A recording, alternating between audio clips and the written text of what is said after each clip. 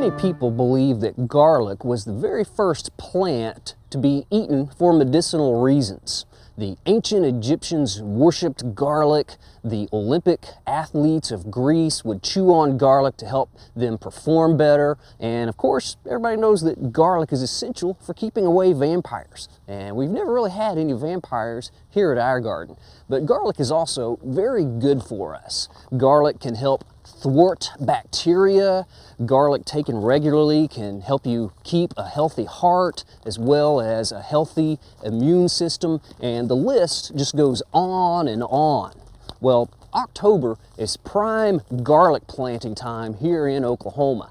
Now, you can plant it from about mid-September through the end of the month of November. So we're going to plant some garlic here in our studio garden today. Now, most of the garlic that we consume here in the United States is grown in California and Mexico during the cool season, but it does grow through the winter as a nice cool season crop. Well, garlic is closely related to the onion, and so we grow them pretty much the same way we grow our onions. Although onions are typically planted in the spring, garlic planted in the fall. Well, garlic likes a soil that has been enriched with organic matter, like we've got right here, and it also really likes good drainage. Now, organic matter can help create a well-drained soil. That's because the organic matter glues all those tiny particles of clay together to make larger crumbs. And when they stack up in the soil, you get more pore space or air space in the soil, so you get more oxygen and water infiltration into the soil with the organic matter.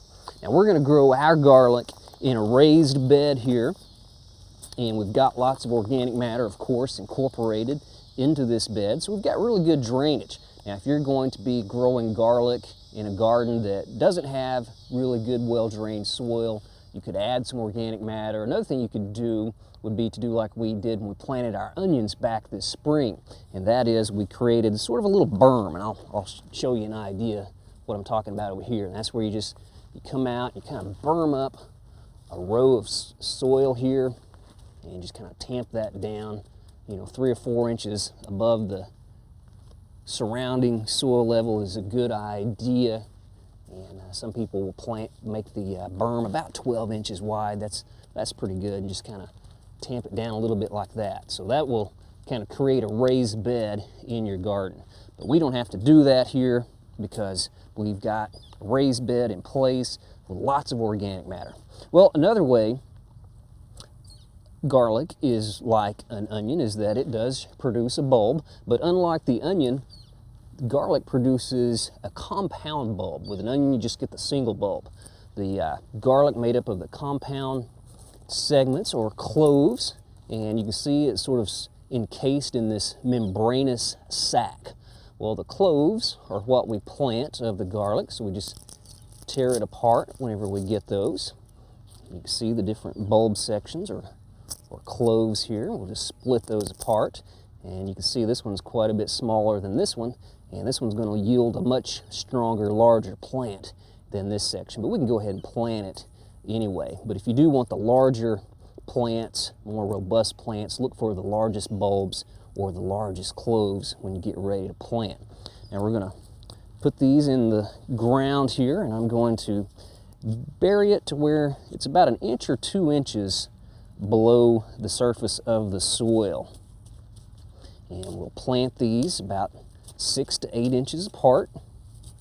And it's important when we plant them that we get the clove right side up. You can see the little root plate or the bulb plate here at the base, and the pointed end is usually the shoot end or the end that goes up. So we'll put that in, and we'll plant these and get them labeled as well. Now, garlic is like onions in that they have shallow root systems. So if this dries out, we'll need to water it, even in the wintertime, if it stays dry for quite a period of time. Another thing you can do to help keep moisture in your bed is to add mulch. So we're going to mulch our garlic with probably a 2 or 3 inch layer of grass clippings, like we've got right here. Now, you could use any number of organic mulches. for your garlic, something like shredded leaves, pine needles, bales of straw mulch would also be really good to help hold in that moisture. Now these cloves that we just planted should sprout leaves in about 4 to 8 weeks, and again they'll grow throughout the winter time. Occasionally those leaves may get knocked back by a freeze, but they will quickly regrow. In order for the garlic plant to produce a bulb, or this cluster of cloves, it has to have a period of cool weather, or chilling. It needs about 30 days at least of temperatures that are around 32 degrees. So if you've ever planted a clove of garlic in the springtime and you never got the bulb or this cluster of cloves to be produced, that's why. It just didn't get that chilling period that it needed. So for that reason, that's why we plant our garlic in the fall. Well, when we plant all of these, we'll grow them through the winter, and then next spring, or actually more like around June, we'll harvest our garlic and we'll save some of those larger cloves for replanting next year. Well, there are several types of garlic, or cultivars, varieties, that we have right here that we're going to be planting in our raised bed. This is the one we planted just a few moments ago. It's called Georgian Fire. And you can see that it's got the old stem from last year there in the center, and it's pretty solid. You can hear when I tap on it there. This is what we call a hardneck type of garlic. Right over here I've got Enchelium Red, a different type of garlic, and you can see up here the old stem, kind of that swirl of those old leaf bases making up the stem, and you see you can kind of squeeze it. This is known as a soft neck type of garlic, and there are a lot of gardeners here in Oklahoma who prefer the hard necks over the soft neck types. Right down here I've got what look like some enormous cloves of garlic. This is known as elephant garlic, and elephant garlic is not a true garlic. It's more closely related to the leeks, but we thought we would include some elephant garlic along with our other varieties here in our raised bed. Now you may be thinking, I don't know if I want to plant and grow and use garlic because of the odor that garlic gives, especially after it's eaten. You get that garlic breath. Well, you can't really do anything to avoid having garlic breath after eating garlic, but you can sort of mask the garlic odor by chewing on a fresh sprig of parsley.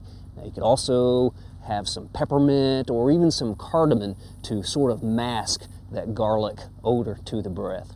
Well, we'll keep planting this bed here, all of these varieties. We'll get them mulched really good. If during the winter we have some dry weather, we'll come out and we'll water our garlic, and then next spring we'll give you an update on our garlic planting.